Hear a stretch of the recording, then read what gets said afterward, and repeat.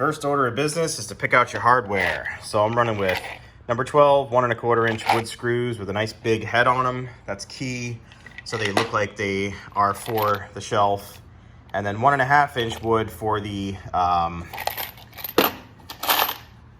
wall side. So 1 1/2 on the wall side, 1 1/4 on the side of the bracket where it's going to go up into the actual shelf to bolt the shelf to the bracket.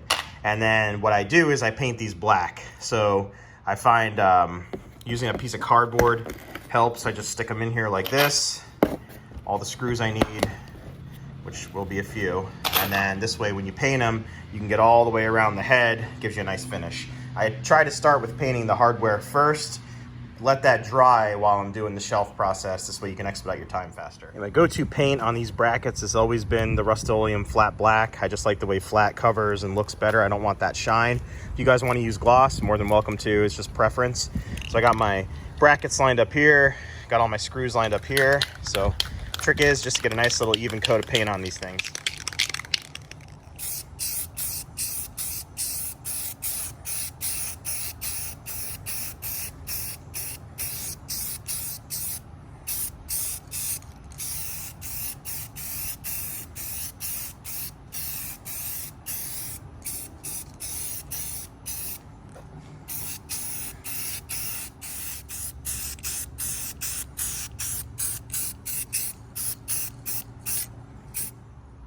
Okay, there they are all painted.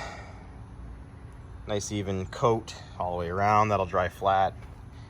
And screws are all painted up good. So that's the first step you want to do, because this stuff, it's a humid day out here. It may take a while to dry. I may throw a portable fan on these things, get them to dry up a little bit faster. And then once it dries in, you can kind of hit it with a second coat if you want, get any uneven spots. Here's what we're using to actually make the shelf. This is just nothing more than your run-of-the-mill little 2 by 12 by 8. You can see here, 2 inches thick, technically 1 1/2, 12 inches wide for the shelf, technically 11 3/4 by 8 foot. So typical standard little piece of 2 by 12 by 8.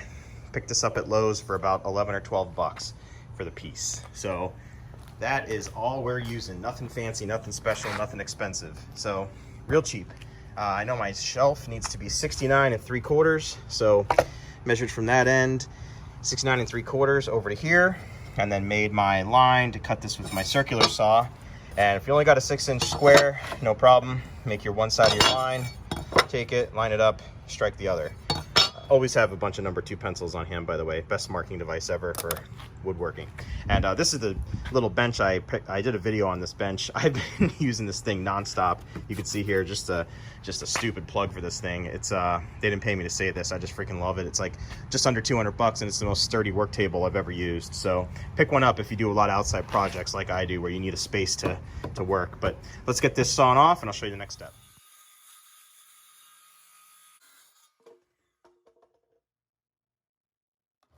Got our 2 cutoffs here, got a shelf here, got a shelf here. Now the next step is, to me, the funnest step. This is where you get to put the rounded edges on everything and make it look all pretty and expensive, like you paid a lot of money for it.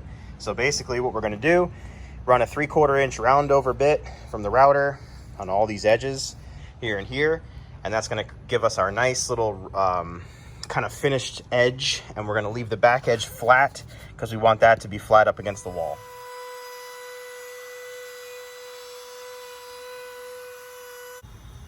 Here's what the router work does.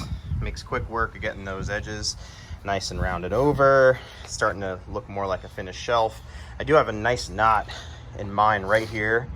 Some people may not like that, and that's probably something I need to note here. If you're gonna pick out a piece of wood, don't pick out a piece with a knot right here. But I actually kind of like this. This is kind of the farmhouse look I'm going for anyway.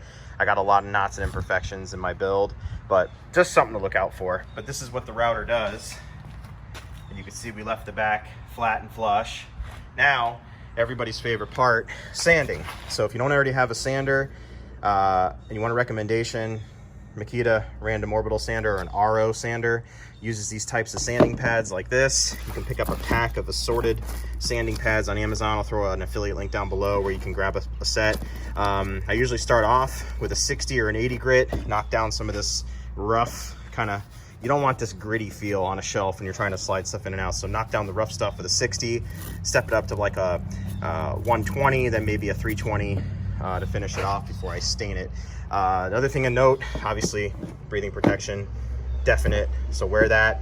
And then I'm just using these cheap little Irwin quick grip clamps on here just to keep it clamped to my work surface so I don't have to sit there and stabilize it. Also go around the piece of wood and look for little staples and stuff, pull those out with that. But let's get to sanding.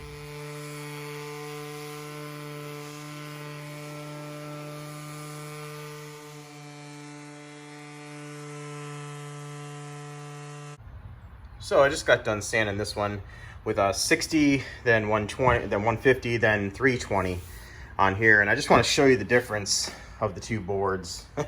It's pretty noticeable. You need to get the board down to where it feels like a granite countertop, real smooth all the way down, no splintering. I do have some imperfections in my board. I'm not going to sit here and try to say that these pieces of wood are perfect. Again, they're 11 or 12 bucks at Lowe's, and it's COVID, so pickings are slim. But for my farmhouse look, I am not too disappointed with the way these two pieces are going to look as shelves. So that's just the difference. You can see this is real. If I get to the side profile there, real rough. And if we get here, you can just see it's nice and glassy smooth. So just want to make sure I note that. So I'm going to go ahead and get this one sanded down next. If you made it this far, pat yourself on the back. You're getting close. You can spend as long as you want sanding boards. The more you sand, the better finish you're going to get, the better look you're going to get. You can see in here, there's some wave to these boards where they probably should have been put in a planer. They're not perfectly even, but I really am telling you, for the look I'm going for, you'll see at the end of the video, it's not going to matter. But like I said, you can plane them, you can join them, you can sand them as much as you want. That's completely up to you guys. So the next step is to just wipe these things down with a tack cloth or microfiber towel works fine. I wipe all the sawdust off of here. Make sure that these things are completely dust free. That is a big deal, or else that's gonna get in your stain and it's gonna make the job look like crap. So get all these wiped down and you are in the home stretch. So before you start staining, pick out your favorite stain. Obviously, I'm running with Early American 230. Been using it on everything. Get yourself some of these staining pads. They are highly worth it. And some nitrile gloves so you don't get the scrap on your hands. And throw on a respirator. Okay, so if my voice sounds a little muffled, it's because I got my breather on. But I'm going to show you how to do this. It's not that hard. Nice fresh sponge. We switch hands. You're going to put a little bit of stain on the sponge. And this can's about empty. But I'm going to use it up first. Just about that much. Okay? And I'm going to go on light. So not a lot of pressure. You're just going to pull it on. Just like that.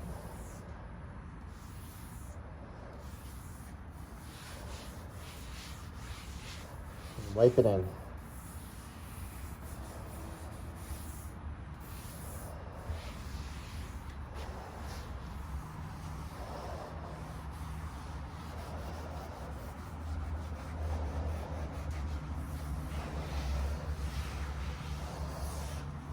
Then you can squeeze the sponge, a little more stain.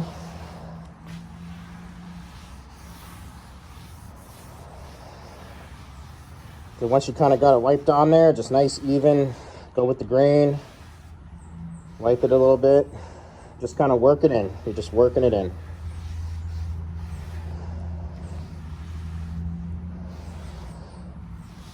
That's all there is to it. Get your end greens. Big difference now, that's after 2 coats of stain, and I have them standing upright just as insurance, because what you don't want to happen is, oh, I thought I had one there. What you don't want to happen is a run to occur on the underside. So cheap insurance is to flip them up on their ends, and I put them on 2 little pieces of scrap, just like that. But now it's starting to take on that farmhouse rustic look for very cheap. I mean, if you got the tools, you could pick up a cheap router at Harbor Freight, a cheap circular saw, throw them in the pantry, throw them in the workshop, whatever you guys have, and then be able to do cheap stuff. So now you know, it's funny, like if you look at this famous store here, you were able to buy a set of these shelves there, you're probably going to pay, my wife paid upwards of almost $200 for a set of 3-foot kitchen shelves that look just like this, that are hollow in the middle. So, I mean, if you do it yourself, you can save a lot of money. And that, you can see that what that router does is gives that nice edge that just makes them look finished off. So what I'm gonna do now is let these dry, and then I'm gonna show you my final finishing step. Last thing you're gonna wanna do, or last thing I do, is put on this paste wax, finishing paste wax, Special Dark. Put it on here, just let it sit on here for about 15 minutes. Then I'm gonna buff it off, and it gives it a nice slick feel, because it, what I don't wanna do is do the polyurethane thing, where it's real super shiny. I like the matte look. So let's get some of this paste wax on here. Take a little bit, just get it on like a car wax buffing pad, like that.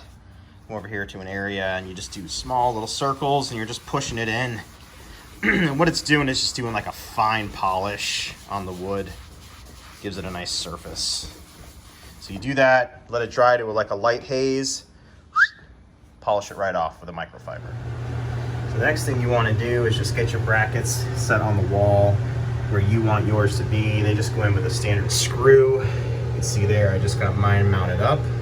Now all I gotta do is put the rest of the shelves on these brackets. That's gonna vary in your room. I'll show you the finished result of all your hard work. Okay, here's the big reveal. So there's our counter we did in video 1. And there they are, all ready to go. I actually built another little small one here. My wife wanted something to put some small stuff on over here. I got the brackets set in the studs, fairly balanced the way I want them. And you can see, I don't have the best light in here, but they came out, I think, awesome. So it really complements the room.